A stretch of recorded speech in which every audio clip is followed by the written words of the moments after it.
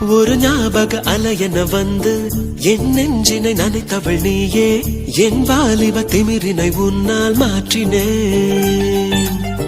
பெண்ணாக இருந்தவள் உன்னை நான் இன்று காதலி செய்தேன். உன்னோட அறிமுகத்தாலே நான் உன்னில் மறைமுகமானே. நரம்பெல்லாம் இசை மீட்ட குதித்தேன் நானே.